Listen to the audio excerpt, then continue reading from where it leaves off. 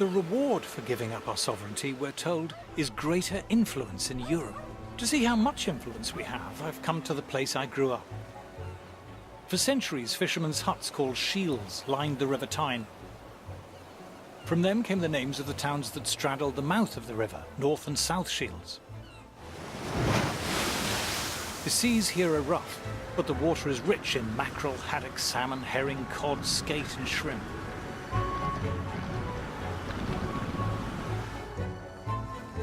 By the early 20th century, 14,000 tons of fish a year was being landed here at North Shields. There's a daily fish auction here still, in a building part funded by the EU. Oh yeah, £24 in, 24 you're back in, 24 in, 25, £25. 40 quid for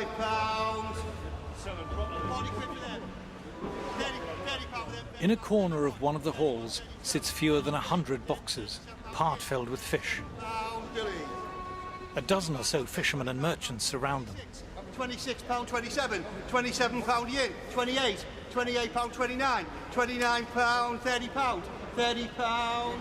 74-year-old fish merchant John Ellis has been buying at this auction since the 1950s. Better place, £6 with it. When I started working down here, there was about 200 firms working on the quay. There was haulage firms on the quay who had 30 and 40 wagons that used to ship the fish away.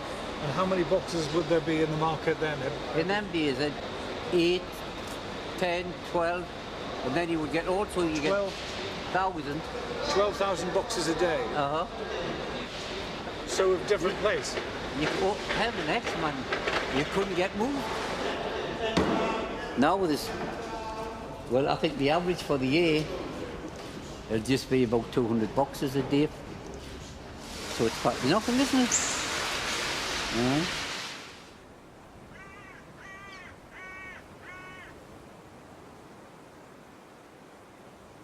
When Britain joined the common market, it lost control of its fishing grounds.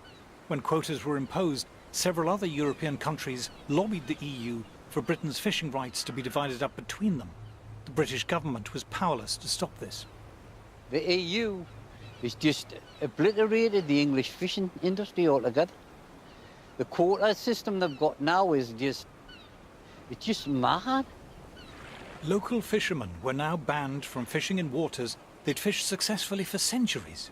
Oh, just beyond the pier over there. In fact, it might be there today, this great big Dutchman.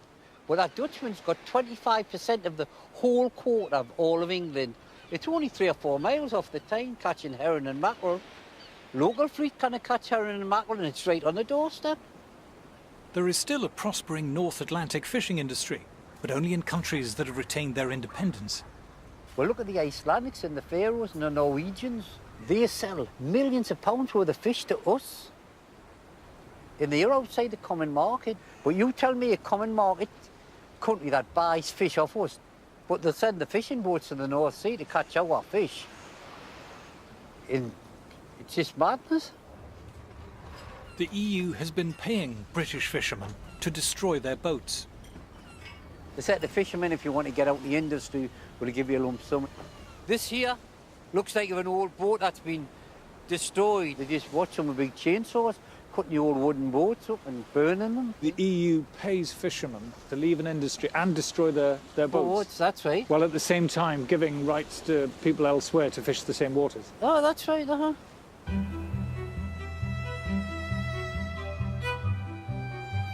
For the fishermen here, being in the EU does not mean that Britain has greater influence over European affairs. It means Europe has taken control of our affairs. We have not gained power, we've lost it.